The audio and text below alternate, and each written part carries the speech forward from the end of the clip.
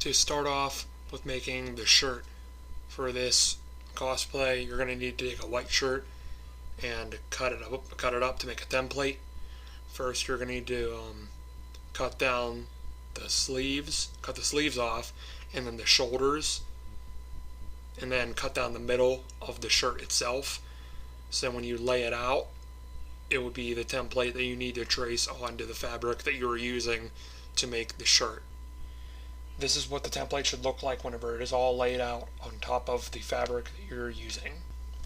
I had traced the template onto the red fabric that I'm using with a little bit of offset so I can have a little bit of extra room to work with when I'm making this shirt. Whenever you are all done cutting out the shirt, you should put it back together like the template was at the beginning of this video and get ready to sew the shoulders together. The shirt has been put together. You can sew the shoulders together rounded, like a regular shirt goes around your shoulders, like this. Kind of hard to do with one hand, I'm sorry.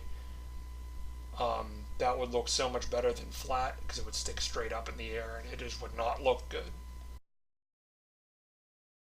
Here, 6 inches, here to here, 8 inches, and from here to here, 10 1/4 inches.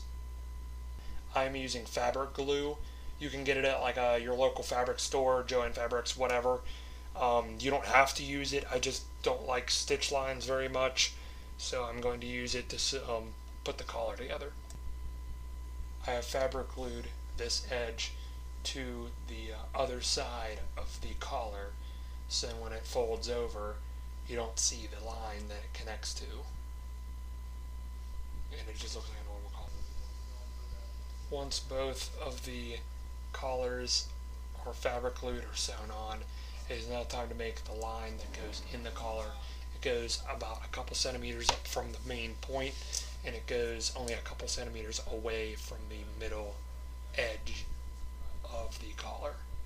But I had taken fabric glue and slightly glued down the edges to make sure there are no frays and that it looks nice on both sides and both collars.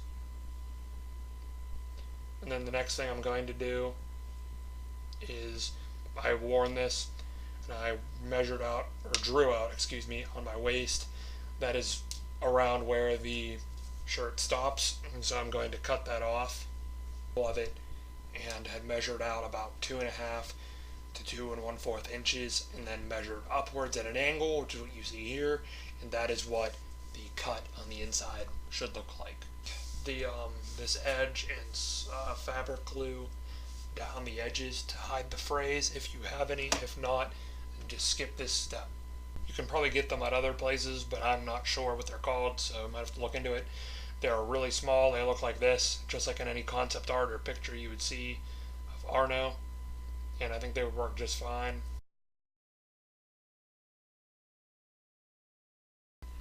You can put the fabric on the right over top of the buttons and draw on them, on the fabric, so you know where to cut in the hole.